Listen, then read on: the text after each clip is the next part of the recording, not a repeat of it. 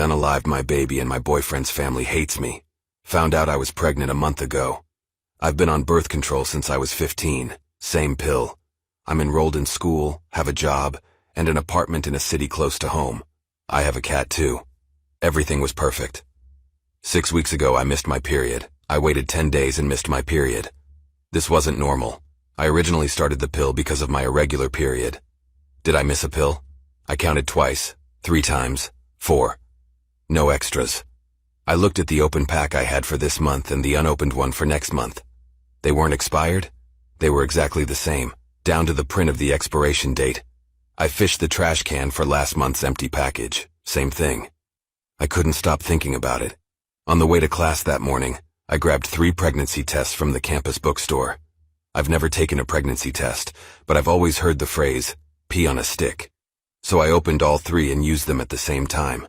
I waited 3 minutes and washed my hands, grabbing each of the tests in a paper towel. All 3 of them were positive. I cried. I dry heaved. I wanted to pass out on the bathroom floor. I called my boyfriend and he was as excited as ever. I was panicking, saying we weren't ready for a baby, how I couldn't stay in school and work with a newborn, how I would lose everything. I'm not ready. I don't want children right now. He started to say how I was selfish and would just have to put my classes and whatnot on hold until the baby was old enough to go to daycare. That made me nauseous. I told him I was coming home and he met me there. He held me and cried, saying how happy he was. I felt so disgusted with myself for knowing I didn't want this baby after seeing him cry like that. I wanted to try and keep the baby for him. I thought about having the baby and just leaving him with it. I thought about disappearing and never having the baby. After a few days, I had to ask what he thought of me getting rid of the baby. He told me he would hate me. He would never speak to me again. He laid into me, going on and on about me being a baby K-er, how I was selfish, evil, and immature for even thinking something like that. We got into a huge argument from there and I made him leave. He broke my TV and my favorite vase. I cried for him for days, begging him to take me back. He said I would if I kept the baby. Needless to say, he didn't take me back. I spent every night after that drinking bottle after bottle of Jim Beam whiskey. I miscarried in the dead of the night on a Thursday. Thought I had a really bad stomach bug until I saw the blood in my toilet. My neighbor took me to the hospital where my now ex's sister works. He showed up with my mom, his mom, and his dad. While she half hugged me, his mom and dad made comments about how I probably did this on purpose, considering I didn't want the baby anyway. I just kept my mouth shut. My mom asked if they were here to support me or their son, and if they weren't here for me, they should just leave. They started arguing, and eventually it got loud and security escorted everyone out. But not before my ex and his family could start shouting at the top of their lungs how I'm a baby K-er and I'm going to hell and I'm in so much pain, I'm so tired, and I'm so angry everything had to come to this. I really loved him, and now I feel like I'm losing everybody because of this. My fiancé had a tantrum because I skipped his family dinner to see my dying sister. I got engaged to my partner of 7 years, Ray, in May. Both sides of our family were really happy about this, and we had a big family meal 2 weeks after getting engaged. His brother lives 250 miles away and couldn't get here for that meal, so we decided to have a meal just for his family in late June, when his brother would be back for the weekend. This weekend was arranged long before we got engaged, so he wasn't back just for the meal. Earlier this year, my sister Casey got a serious eye infection that very quickly turned into an ulcer, which scarred her cornea and left it at a high risk of a perforation. She needed a corneal graft, but her surgeon was away for 4 weeks, so she was going to have to wait until he got back to have it. However, her eye didn't hold, and it perforated the day I was supposed to be going to the family meal with Ray's brother. Kaisa's wife was at work and had her phone turned off, and our mom was away with our stepdad, so when Casey called me to let me know what was happening, I knew she would be at the hospital on her own. I immediately talked to my boss, and he let me go early so Casey wasn't on her own. I texted Ray to let him know what was going on, and he texted me back to send Kay his love and to remind me about the meal that night. I ignored the comment about the meal, as it was the last thing on my mind. Once I got to the hospital, I was taken back into a room where Casey was, to be greeted by 3 doctors and 2 nurses rushing around trying to help Casey. I was then informed that she needed to have an emergency operation to have her eye glued, or else she would lose it. The problem was that they didn't have a surgeon at that hospital that could do it, and she needed to go to another hospital an hour and a half away.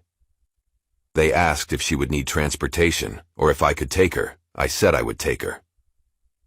Once we got to the other hospital, We were told that she would be having the operation at 5:30 p.m. I knew then that I wouldn't make the dinner and text Ray to let him know. He flipped out and basically told me to leave Casey at the hospital and have her wife pick her up after the op was done.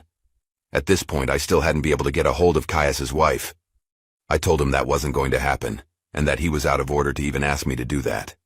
My 21-year-old brother unalived himself today. I've been through some poop. Life can be a real mother effer sometimes, and it doesn't give a dang about your plans or aspirations. You're just going along, minding your own goddamn business, and then bam, something effing blindsides you and knocks you off your feet. But let me tell you, nothing, and I mean nothing, compares to the gut-wrenching pain of losing a loved one to unaliving. It's like being punched in the chest repeatedly, your heart shattering into a million effing pieces. That sense of emptiness that settles in your soul, it's suffocating, like drowning in an ocean of sorrow. My older brother was just 21 when he decided to end his own life. 21 years of laughter, fights, and shared memories, all extinguished in a single selfish act. The grief that tore through our family was indescribably. It was like a tsunami of pain, annihilating everything in its path. You know, my brother was a goddamn force of nature. He was the life of the party, always cracking jokes and making everyone around him laugh until their stomachs hurt. We were tight, inseparable. We had our fair share of adventures, from sneaking out past curfew to causing chaos during family reunions. But beneath that larger-than-life personality, there was a darkness lurking within him. Mental demons that he battled silently, masking them with smiles and laughter. None of us had a effing clue. We were blindsided, left to pick up the shattered remnants of his broken soul. I remember the days that followed his death, like a blur of tears and unanswered questions. Rumors began to circulate, secrets revealed. We discovered that he had been struggling with depression, drowning in a sea of despair without any lifelines to cling to. It effing crushed us to learn that he had been silently fighting his own battles while we were oblivious, going about our own mundane lives. My 21-year-old brother unalived himself today. You see, that's the thing about mental illness. It's often invisible. It hides in the shadows, behind the smiles and the laughter. We may think we know someone, but we never truly comprehend the depth of their pain until it's too late. In the aftermath of my brother's death, our family underwent a profound transformation. We vowed to break the stigma surrounding mental health, to raise awareness, and encourage open conversations. We attended support groups, donated to mental health organizations, and shared our story with others who were suffering. But life has a sick way of throwing curveballs when you least expect it. Just when we thought we were on the road to healing, poop went haywire. Our family business, a successful bed company that my brother had poured his heart and soul into, was attacked by a rival corporation. Lawsuit, defamation, the whole effing ordeal. It was like adding salt to an open wound. We fought tooth and nail to save what my brother had built, but the world can be a merciless female. Our resources dwindled, debts piled up, and the stress started taking its toll. It felt like we were drowning all over again, gasping for air, searching for a lifeline. We held on to hope, to faith, to the memory of my brother. We refused to give up, to let his death be in vain. But as the days passed, as the pressure mounted, we started to realize that this was a battle we might not be able to win. We were on the brink of defeat, of surrendering to the darkness, when suddenly, a light shone in the darkness, a ray of hope, a sign of deliverance. We were saved by the unlikeliest of heroes. A mysterious benefactor had stepped in to save the day, to save our business and our legacy. We were stunned, speechless. My stepdad turned my family against me. So let me start this off by saying I apologize for how long this may be. My dad passed when I was 15. Him and my mom weren't all that close by that time, so while it hit me hard, she wasn't as fazed as you'd expect. I joined the military when I was 17, and in my first year out of the house, my mom remarried. I never really vibed with him, just had different personalities and such. He would often make snide remarks and tell me to man up about any inconvenience I'd be upset about. This led to spats between us, and I was often just as at fault as he was for these disagreements, so it never got too serious. I got medically discharged after a little under 5 years, and my mom and him said they'd be happy to have me back in the house. I told them it'd be brief, just until I got on my feet and got a job, and even offered to pay rent, to which they declined. About 3 days into being back home, my stepdad went alone with me, asked what he thought a fair rent would be. I was confused, but it was his house, so we came to an agreement, and I kept it from my mom, assuming he did not want her to know, as he never mentioned it around her. I never asked for anything from them, not out of spite. I just wanted to do things myself. He had a son from a previous marriage. Him and I didn't share many common interests or anything, but I never had any issues with him. I'd say we got along. The only thing is, he was given a lot from them. Paid for his schooling, paid for his car, paid for his living arrangements, through college, and even after. I was a little less than a year older than him. So he started college right after they married. Like I said, I didn't want or need the help, but it felt lame that he'd get all that assistance, and I was immediately asked for rent, but I digress. I moved out after 3 months, and not long after met a girl who I was crazy about, and we started dating. It was my first relationship, and I was over the moon the entire time. Like in that early relationship haze, but it was just constant. I was very nervous to bring her home. My mom and I were very close, and I always worried she'd be very judgmental of a girl I'd bring home. My worries ended up being unwarranted. They got along extremely well. My girlfriend does not have a family, really. Long story. So my mom and stepdad became like that for her. Her and my mom hit it off extremely well, to the point they were hanging out, just the two of them at times. My stepdad turned my family against me, and it made me extremely happy. My stepdad even really liked her, and I felt it brought us closer together, which isn't something I felt I wanted until we were. His dad abandoned his family growing up, and he put himself through school and got a nice high-paying job all by himself, which I had immense respect in him for. About a year, and I knew this was the girl I was going to marry. I told my mom and stepdad, and they both seemed extremely happy. She was practically part of the family already. My mom gave me her engagement ring, my dad gave her, which she kept. The job I had didn't pay great, so I figured even if it wasn't the ring she'd always have, it'd be a great placeholder. When I proposed, my girlfriend told me it wasn't a placeholder, and she absolutely loved it. I was legitimately never happier in my life. We started wedding planning, and my mom and stepdad said they'd help take care of the finances. It was the first time they'd offered to help me financially, and it really meant a lot. Fast forward to about 3 months later, I get a call from my stepdad who said I needed to come over. Felt a bit ominous, but I went over there after work. When I got there, my mom, stepdad, stepbrother, and fiancé. I saw her on the couch, and could tell she had been crying. I immediately thought someone had died, and went to go sit next to her when my stepdad stopped me. He started hitting me with accusations of me cheating on her for our entire relationship. I was puzzled and told everyone there I don't even text any women I'm not related to besides her. Apparently, some girl had gotten my fiancé's number and told her that we were sleeping together for over a year now, but she didn't know I was in a committed relationship. She sent her screenshots of alleged conversations and knew stuff about me that a random person wouldn't know. I, like a fool, couldn't see what was happening in front of me. I was stunned, saddened, and furious. I begged her from across the room to look at my phone and see I'd never done any of that. Her and my mother were both weeping, and I started to cry. My stepdad called me every word he could think of and escorted me out of the house while telling me if he saw me on his property again, he'd call the police. I spent the next several weeks trying to contact them to no avail. Calls, texts, voicemails, every messaging app out there. Nothing. My stepdad turned my family against me. After those weeks, I got a call from my stepdad who told me to stop trying to contact her, and that I was never welcome in his house or around his family again. I tried to call my mother over this time to no avail as well. After about a month, all I got from anyone was a text from my mother saying how sad and disappointed she was. My mom didn't really have much family, so they always spent holidays with my stepdad's side. They all shunned me as well. I saw their Christmas pictures on Facebook with my ex-fiancé present and seemingly in good spirits, which crushed me. The only family I had that would talk to me at all was my dad's brother and his family. Despite that even, they all seemed wary of me too. The only one that I think truly believed me was my uncle.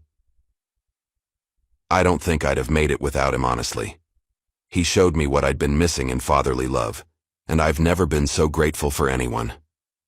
About 6 months after it all, I moved away from the East Coast and settled out in California, needing to get away from it all. A little less than a year after I moved, I got call from an area code from back home, which I rarely got anymore. I picked up and it was my stepbrother, whom I promptly hung up on. He called me back and I ignored it, but it stuck with me all day. I decided that if he called back again, I'd pick up, which he did later that night. It was awkward at best. He told me my fiancée was really torn up for a long time. It took her nearly a year to even start looking again for a significant other. I hadn't at all since it ended. A few months into her doing so, my stepdad encouraged him to ask her on a date, which he did. Things went okay for the first couple outings, but never really clicked apparently. He told my stepdad about that, and the idiot told him, "I didn't get rid of Op for nothing. She's a great girl. You need to figure it out with her." I almost collapsed, and it was quickly replaced with anger. Apparently, he had gotten a girl, I still don't know who, to pose as someone I had an affair with and forged some message screenshots to have her sent to my fiancée.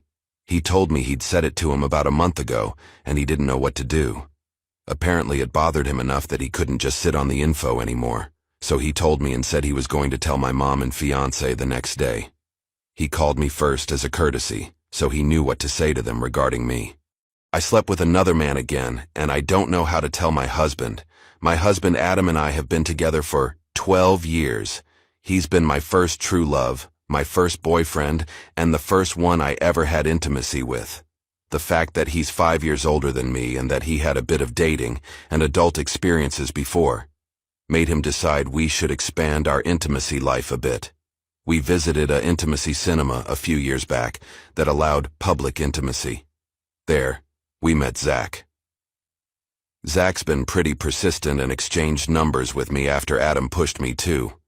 We didn't do anything really back then, as, while I could bring myself over to let people watch, I couldn't actually do something with someone else.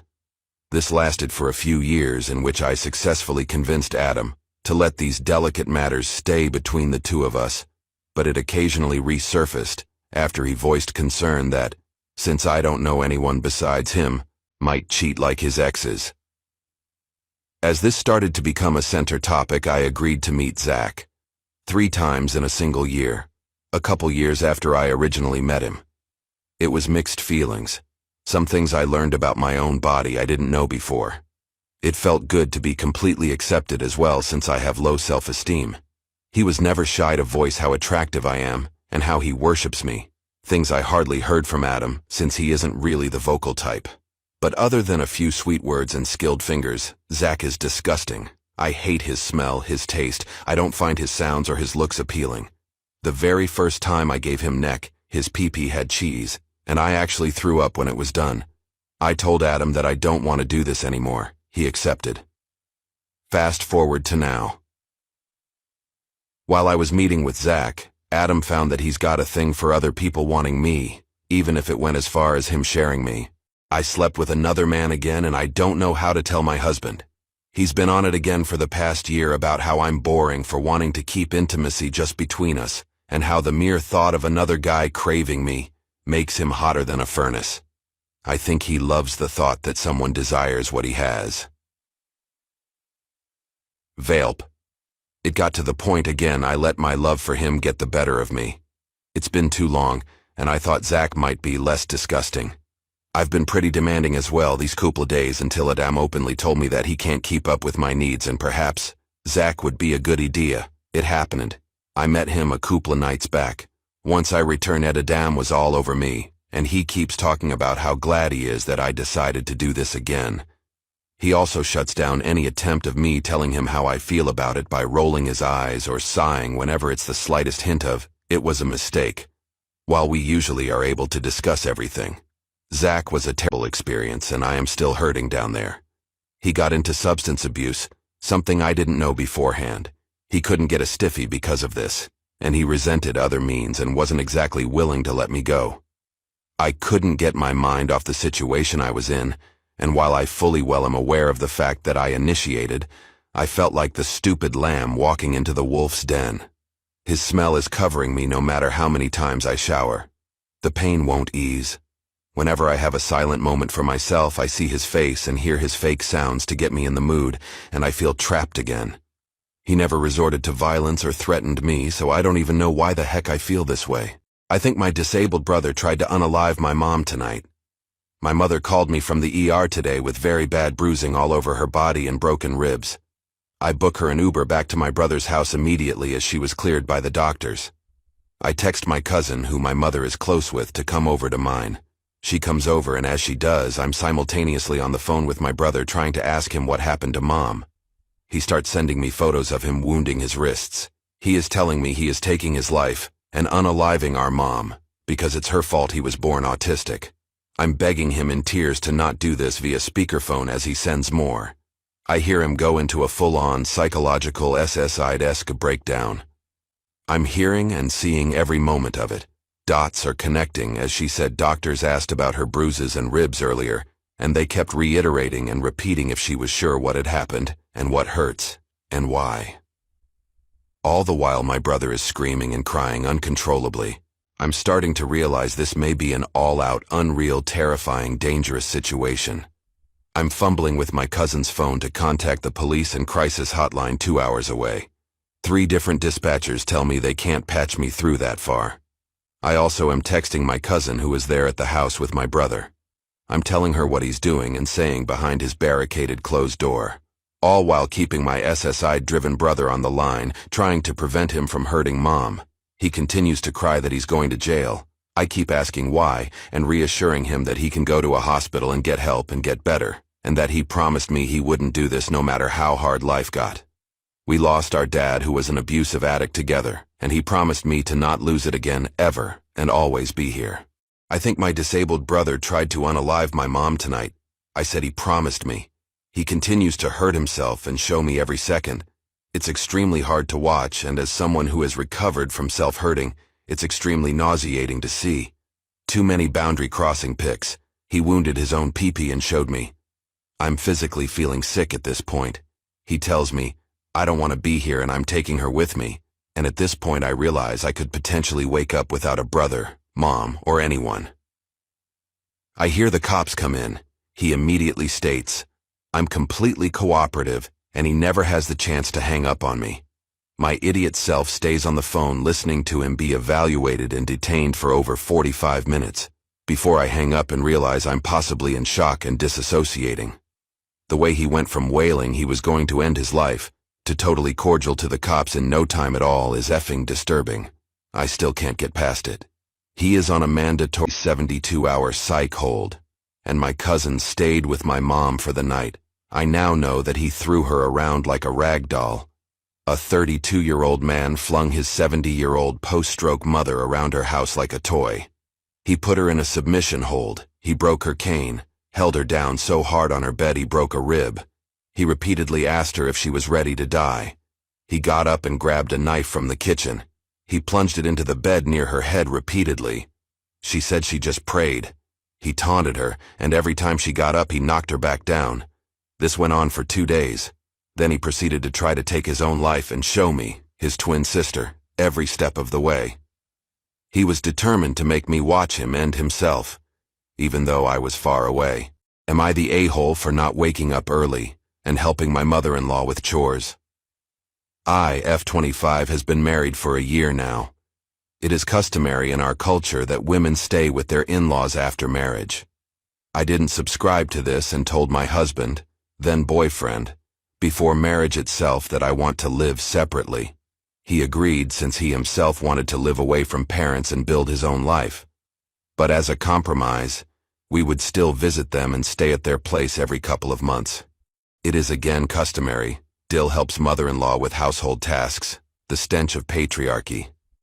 In our house, that is mine and husband's, we are equals. We do chores together. In in-law's place, it's always his mom who does majority of chores. She was a psalm too. When I am visiting, I am expected to help her with the chores, not my husband, just me. I just rope him in as well. The main issue is that everyone there wakes up at 5:36 a.m. That's way too early for me even on days when I have work. Since we go there on my off days, I just want to sleep in. At least till 8 to 9 a.m. Initially they didn't say much about this, just a bit of snide comments that I let go. Use my own battles and all. But today morning, my mother-in-law made a big show of how I never help her with chores. Let me clarify. She wakes at 6 a.m. and finishes most tasks by 9 a.m. By the time I am awake, it's all done. I help prep, but that doesn't count to her. The fact I don't slave away in kitchen is making her mad. When she went on a whole woe on me act, my husband, who normally supports me, also got mad at me. He asked why I couldn't wake up few days out of a month earlier than I want to and help his mom. When I said he can help his mom himself since he wakes up anyway, he said that's not the point. He said he doesn't ask much of me, and this is least I can do. Respect his parents when we are staying under their roof.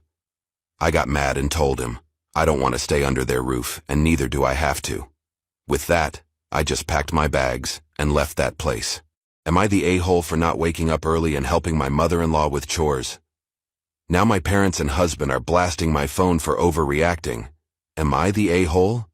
'Cause I see a lot of comments asking me to help my mother-in-law. No one has anywhere to be. It's literally the weekend. There's no requirement for things to be done by that time, other than the fact it is how we do here. And I help her meal prep, cut veggies and everything the night before. I clean the house too, roping in my husband as well, though we literally visit for 2 days. Also to people who commented I shouldn't go then, my initial agreement, before marriage with them and my husband was that I wouldn't go. I work full-time in a different city. I want to relax on weekends. They kept calling, begging and guilt-tripping. I finally agreed to visit, as in, 1 weekend a month. We go there Friday after office and return Sunday night. That's literally the entire weekend and duration of stay. If I wasn't there, I would be sleeping until 12 noon of after. Husband knows this well. As I respect his home, I am getting at 8-9. It feels like yet another working day to me. Getting at 6 a.m. is like overtime on already hectic 12-day week. To all who are guessing, yes, I am Indian. From Kerala, to be precise. And yeah, I know many other cultures have this in common. Reading each of your stories makes me sadder and braver at the same time. To everyone who is saying you know what you married into, now do as they want. A bit of backstory. I am from the same culture they are. I grew up seeing my mom work harder hours than my dad, get home later and using crowded public transport while my dad used own vehicle, and then make tea for him. It sounds very simple. A tea, right? It's not.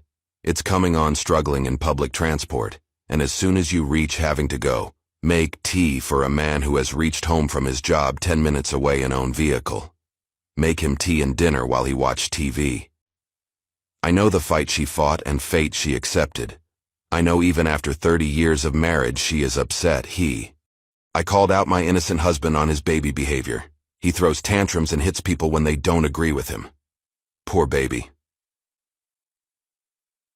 I, 29 Canadian, met my, now, husband, 29, Egyptian Canadian, in early 2021 via a dating app, but we had mutual friends already, same university. I quickly fell for him and after a year we got engaged. 2 months later, we had our Kapatub Nikah Islamic ceremony. It was very small, immediate family only. Our wedding reception is in 1 week, 4.5 months after the Kapatub. There is obviously a fair amount of stress, as we're stretched pretty thin, to make the wedding work shortly after purchasing our first home. My husband is in a new job, and I'm in a famously high-stress job. I definitely acknowledge I have not been my best self lately, trying to make ends meet and get myself through each day, frankly. On to the red flag. My husband is a charismatic, funny guy. He's loud, as am I. His personality has been something I've loved about him since I met him.